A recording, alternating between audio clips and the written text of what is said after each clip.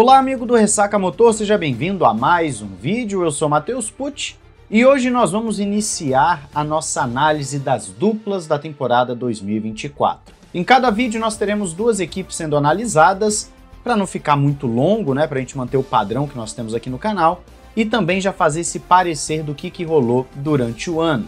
Então, sem mais delongas, eu quero começar com vocês com a Sauber. Conforme você está vendo na sua tela, eu estou pegando lá no Formula One Points, o que é excelente, é um site muito legal para você ver comparativos.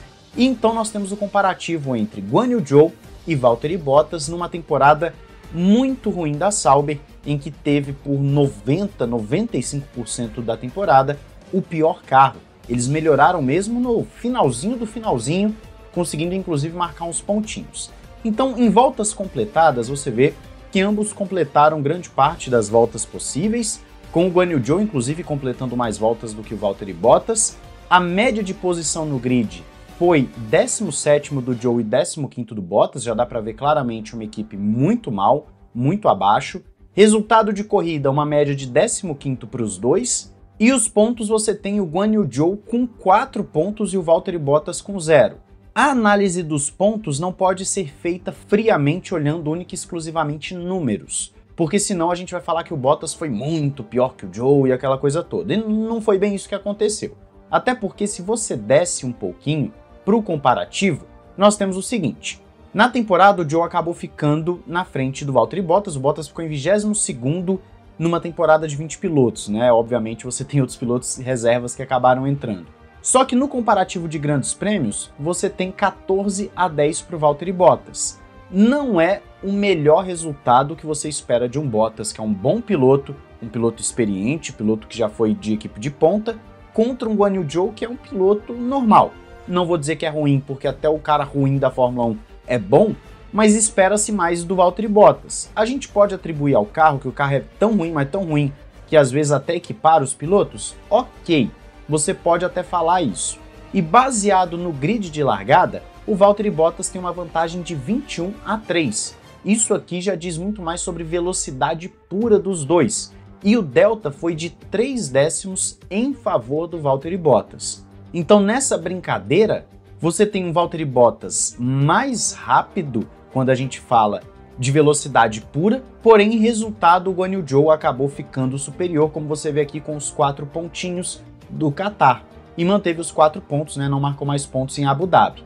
Esses pontinhos foram muito bons para a Sauber, para pelo menos, né, jogar um balde de água fria, e claro, os brasileiros ficam muito felizes com o resultado do finalzinho da temporada, porque é um bom indicativo para o Bortoleto no ano que vem, uma vez que ele vai pegar um carro que a gente já pensava, poxa, vai ser o pior de longe do grid, já dá uma esperança de que pode ser um carro que pode brigar um pouquinho mais ali, que pode dar a ele a ferramenta para mostrar serviço, que é o mais importante nessa primeira temporada, última temporada de regulamento. Ele vai pegar um carro que não vai ser utilizado nos outros anos, então para o Bortoleto é muito mais sobre se acostumar com a Fórmula 1 do que necessariamente entregar grandes performances. Ainda assim, ter um carro minimamente equilibrado é muito bom, e para isso a Sauber pelo menos deu um certo salto na temporada. Mas foi uma temporada muito ruim, um ano muito ruim da Sauber, e eu quero saber a sua opinião nesse comparativo. Se você acha que o Valtteri Bottas deveria ter sido melhor do que ele foi contra o Zhou,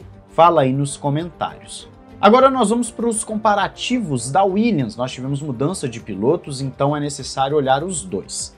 No caso do Albon contra o Logan Sargeant, você vê que o Sargeant completou mais de 200, ou melhor, menos de 200 voltas em relação ao Alexander Albon, muito por causa das batidas do Logan Sargeant, a gente deve dizer. A média de posição no grid era 12º para o Albon e 17º para o Sargeant. A posição final de corrida foi 12º para o Albon e 16º para o Logan Sargeant. Pontos marcados, o Albon teve 12 pontos e o Logan Sargeant absolutamente nenhum. Você vê aqui os pontos no caso do Alexander Albon, que até demorou para começar a marcar alguns pontinhos também, mas ele foi gradativamente marcando seus pontinhos. Depois não conseguiu mais, né, até o final do ano. Só que o Logan Sargeant não conseguiu absolutamente nada. Um piloto, sim, muito abaixo do Alexander Albon, que inclusive fez com que as pessoas, assim como já aconteceu com outras duplas, exaltassem demais o Albon em relação ao Sargent. Eu sempre falo para vocês que o Albon é um bom piloto, mas não é esse gênio que as pessoas querem pintar. Por outro lado, o carro da Williams foi um carro que oscilou muito no ano também, e essa oscilação geralmente foi para baixo, uma oscilação em que a equipe foi ficando cada vez mais difícil de marcar pontos, sem contar as várias batidas dos seus pilotos. Isso também influencia diretamente nos resultados da equipe. E aí você tem a substituição, mas antes aqui só para a gente ver, ó, Albon terminou em 16º na temporada, o Logan Sargent em 23º, posição, comparativo direto, 12-2 para o Albon em grandes prêmios, uma diferença brutal, absurda entre os companheiros de equipe. Delta também na casa dos 303 entre Albon e Sargent. Nesse caso, o Albon sendo mais rápido do que o Logan Sargent, cerca de 3 décimos, o que é até menos do que eu esperava, tá? No qualifying, 12-2 também, foi bem tranquilo para o Alexander Albon essa rivalidade com o Logan Sargent. Indo para o comparativo com o Franco Colapinto, que chegou chutando a porta, né? Você tem o seguinte, o Albon completou 996 voltas, o Colapinto 341. É claro que aqui o comparativo fica defasado porque o Colapinto chegou mais pro final da temporada. A média de posição no grid é 12º do Albon e 16º do Colapinto. E a de finalização de corrida, o Colapinto é melhor, 11º contra o 12º do Alexander Albon. Em pontos, o Colapinto chegou a marcar 5, e aí eu quero ver com vocês justamente isso. O Colapinto, ó, o Albon aqui ele já tinha, nesse período, 6 pontos e ele sobe para 12, ou seja, ele marcou 6 pontos nesse período de companheirismo com o Colapinto. O Colapinto marcou 5 pontos, então ficou muito parelho, inclusive com a média melhor do Colapinto de chegada. No GP ficou 4-4 para os dois, e na média de performance o Colapinto até ficou mais atrás do que o Sargent. Olha que interessante, 4 décimos mais lento. Isso muito provavelmente por causa dessas últimas corridas em que o Colapinto simplesmente começou a sentir a pressão. Você vê que ele sentiu a pressão claramente. Então ele chegou chutando a porta, quando a pressão bateu, não conseguiu aguentar e aí foi caindo de produção o Franco Colapinto, que provavelmente tirou dele a possibilidade de um assento para 2025. Mas ainda assim deixou uma boa impressão, que acho que 26 em diante ele tem chances de, quem sabe, pintar no grid.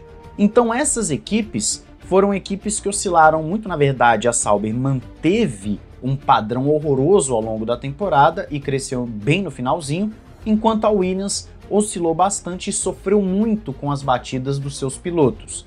Poderia ter resultados mais expressivos nesse ano a Williams se não fossem essas batidas. Eu esperava um pouco mais do Valtteri Bottas e fiquei surpreso com o Franco Colapinto. O Albon talvez tenha um período difícil ano que vem com o Sainz, mas isso a gente deixa para um outro vídeo em que vamos falar do grid de 2025.